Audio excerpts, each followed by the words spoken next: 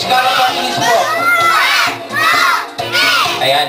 Dalawang upuan po. Ibabalance niyo po. Pakiusap lang po. Ingatan po yung mga ulo nyo. Baka bagsakan kayo. Di balik. Kasaluhin natin yan.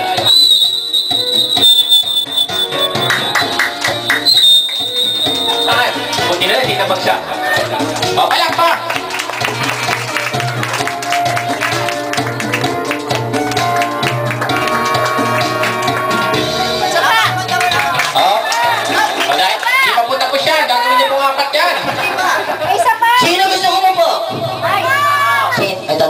Bigat-bigat. Halika dito. Oh, sabi na siya. Sino gusto mo po? Ito na lang para medyo mano. O sige. Yeah! Sabi ko, uupo lang naman. Magbalikin na doon. Wala pa palapag naman. Gusto niyo pa ba? Swerte mo, nakaupo ba doon? Hoy, dadako naman tayo sa ating pabitin. Sino sasali? Inuulit namin, taas na po ang kamay, yung mabilis magtaas, bibigyan namin ng regalo. Wala pa kami tanong, sinong sasali?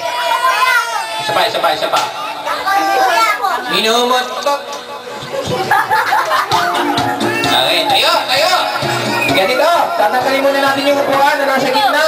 Papapatong-patungin, at kung sino may pinakamataas na may patas, bibigyan namin ng kaukulang regalo, bibigyan namin ng cash prize, magtatanggap kayo ng 200 piso, at ang nakalagay sa 200, si Ninoy. Okay, dali, 1, magdino to, hanggang 5 lang, pataasan, maliliit na upuan, 2, 3, yan, 4, sige, pagpatas-patasin nyo yan, pataasan, okay na? Napatas na? O itabi na natin doon, sa tabi. O susukatin na natin, kung sino pinakamataas.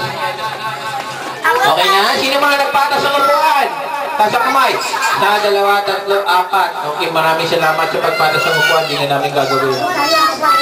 Ay, may birthday muna. Unang kukuha dyan. Walang iba kundi si Janelle. Wala mo na ibang bata sa gitna, maliban sa kanya. Tabi! Ang nasa gitna, pangit, maliban sa may birthday. Janelle, mamili ka na. Anong gusto mo? Ano gusto mo, yung tali, yung kawayan? Ay, okay. Oh. O yan, dahan-dahan natin. Babaway, amat muna ha. Siya muna. Picture. Ayan.